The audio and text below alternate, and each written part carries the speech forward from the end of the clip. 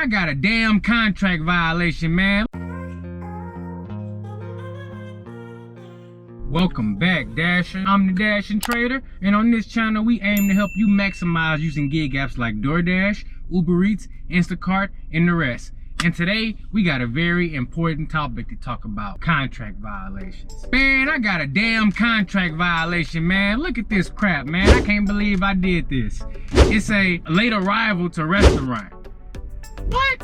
So, let me tell you what happened. You know what? Look, I gotta take this one on the chin because, for one, it was my fault. What are you?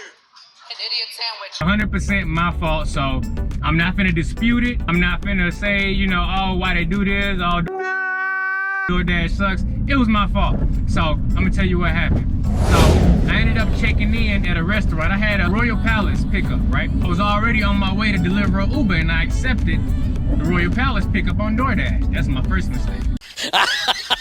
I should have waited till I was, 1 minute away from the delivery or at the delivery before I accepted it. So that was my first mistake. Checked into the restaurant, but even though it allowed me to check in because I was close enough, I didn't pull all the way to the restaurant. So had I done that, that would have saved me a violation because then my GPS location would have actually tracked me at the restaurant. But by me checking in and driving by, I kind of, myself.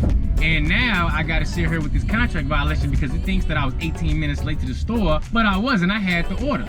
That's really on me. It thinks that I was 18 minutes late to the store. And I mean, I'm gonna have to just take this one on the chin. So use this as a learning experience. Don't make the same mistake I did. So avoid a contract violation.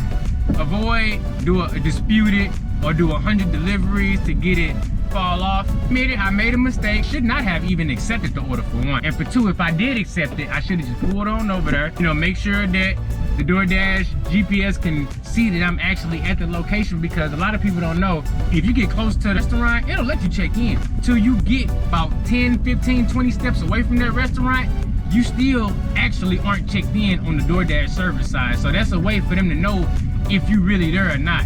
And I know this already, but I kind of was in that groove of making money, not really paying attention, and it cost me on that one. But you know what? I'm gonna use this as a learning opportunity.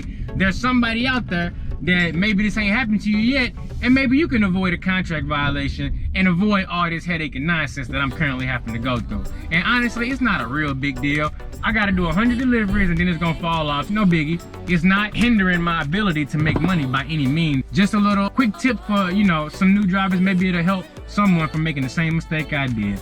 So look, if you enjoyed this video, make sure you hit your boy with a like and a subscribe. Hit that little bell notification so you don't miss no uploads from your boy, the Dashing Trader. And I'll catch you in the next one.